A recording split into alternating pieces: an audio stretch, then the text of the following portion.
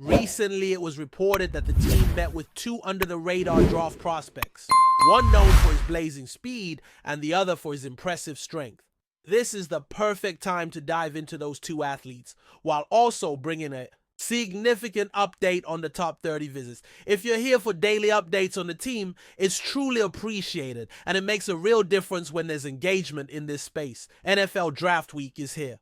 The confirmed top 30 visits have been revealed, and the team personally evaluated a total of 27 players. It appears that some visits were scheduled but didn't take place. Based on available data, I've highlighted the rounds in which these players are projected to be selected according to various rankings. Of course, this doesn't exactly predict how the selections will unfold, but it provides a useful overview. Looking at it, it's interesting to see that 6 athletes are projected as first rounders, 3 as second rounders, followed by 6 in the 3rd, 3 in the 4th, and 4 in the 5th. That's quite fascinating. It shows the team's effort to ensure visits with prospects spread throughout the draft, something many franchises also do. I'm not saying they're the only ones using this strategy, but they're clearly working hard to seize opportunities and evaluate potential trade-up options. For instance, we've discussed James Pierce Jr. and some concerns that could cause him to slide. If he becomes available, the team might seriously consider making a move.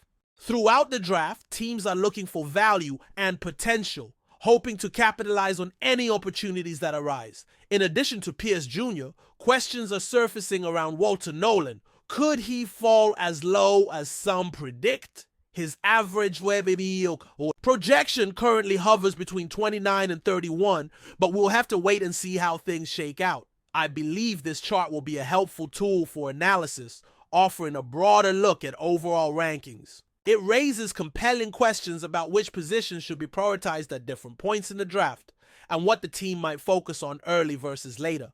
Having this resource post-draft will also be valuable, especially when comparing the top 30 visits to the actual picks and the timing of those selections. So we'll keep this chart handy for future discussion. Now, shifting focus to another player, an incredibly fast athlete, it was revealed the team conducted a pre-draft virtual meeting with a wide receiver from Duke. He's not expected to be drafted, but his physical traits make him an intriguing late-round flyer or undrafted free agent. His 40-yard dash time stands out remarkably. Unfortunately, his 2022 season was cut short due to a fractured left ankle in October, which is a concern. But there's more to his story. After returning the next season, he suffered a fracture and dislocation of his right ankle, preventing him from playing at all in 2023.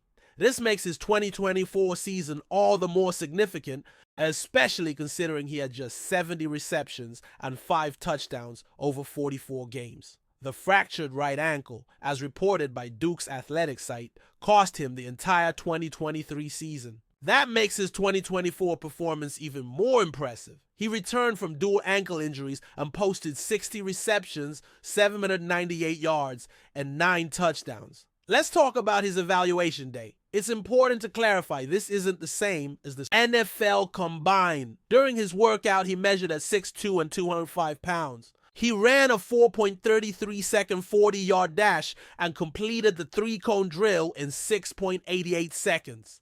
Given his injury history, that's an outstanding athletic display. Expectations are that the team could target a receiver late in the draft. It's exciting to see them evaluating a player like this, someone with real upside at the tail end of the draft or as a priority UDFA. This kind of attention to receivers is important, especially with players like DeMarcus Robinson and others in the room. It gives hope for the group's future. While there's a possibility that Brandon Ayuk won't return immediately in peak form, there's confidence that he'll bounce back. When he does, expectations are high that he'll return to his prior level. That's the belief, but we'll need to monitor his situation closely. The team is in a decent spot, especially with Jawan Jennings and George Kittle. Christian McCaffrey's presence, assuming he stays healthy, also provides a big boost to the passing game. There are other promising talents on the roster too, including Tyreek Owens, who could still surprise. Speaking of Owens, he's a comparable option, arguably with a higher athletic grade, and someone who could be draft-worthy depending on how things unfold. Tracking his development will be interesting. Another athlete the team evaluated in a Pre-draft virtual session is a defensive tackle who weighs in at 334 pounds and stands at 6'1". He played at Tennessee and received positive reviews from scouts during the NFL Combine. Reports indicate virtual meetings with teams like the Lions, Falcons, and this team. A relevant article from a sports journalist covered the situation. At the Combine, Simmons measured 6'1", 334 pounds, ran a 5.37 40-yard dash, recorded a 32-inch vertical jump, and had a broad jump of 8 feet 10 inches. Over his 2024 college season, Simmons posted 11 total tackles, 2 for loss, across 13 games. In total, he accumulated 59 tackles, 8 for loss, half a sack, and 3 pass deflections. This is another player the team is evaluating, one who will compete with names like Sam Okwuegbunam and likely UDFA Evan Anderson. This could be the beginning of Simmons' journey, and we'll see if he can stand out.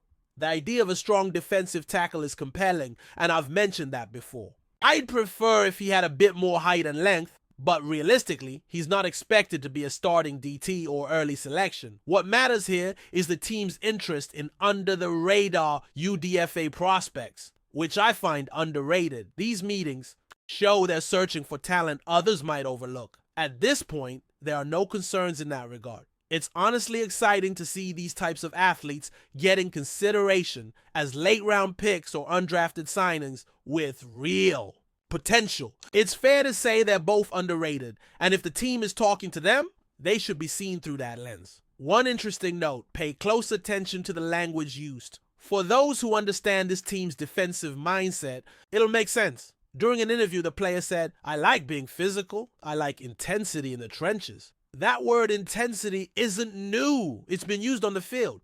He continued, saying he loves controlling the line of scrimmage and dominating his space, emphasizing his mission to attack guards and disrupt the backfield. That's what defines a high-caliber player. That mindset, captured in a single quote, is inspiring. Only 4 days remain until the draft, a moment that will reveal everything we need to know about how the team views different position groups and how they're weighing current roster needs versus available talent. A lot will be learned, and the excitement around this process is massive. We'll be breaking it all down live, reacting in real time. In the meantime, stay tuned. There's a lot more to discuss in the days and weeks ahead as everything unfolds. Big shout out to everyone following along. Hopefully you've all had a fantastic weekend. But before we dive in, don't forget to subscribe to 49ers Zone and hit the like button on this video. Your support helps us keep bringing you the latest updates on the San Francisco 49ers. And don't forget to share your thoughts on the news in the comments below. 20 years after being famously overlooked by the San Francisco 49ers in the 2005 NFL Draft, Aaron Rodgers is finally donning the red and gold. The move, which shocked the football world, marks the end of a long and winding road between Rodgers and the franchise that once passed on him in favor of Alex Smith. At the time, Rodgers, who grew up a die-hard 49ers fan in Chico, California, was visibly heartbroken when San Francisco chose another quarterback with the first overall pick. That moment would become a defining motivation throughout his career. Now, after 2 decades of elite play, a Super Bowl title, and 4 MVP awards, Rodgers arrives in the Bay Area with a sense of unfinished business. His journey included a legendary stint with the Green Bay Packers, a brief and injury-plagued tenure with the New York Jets, and now what appears to be a final chapter with the team he once dreamed of leading. Rodgers made his desire to play for the 49ers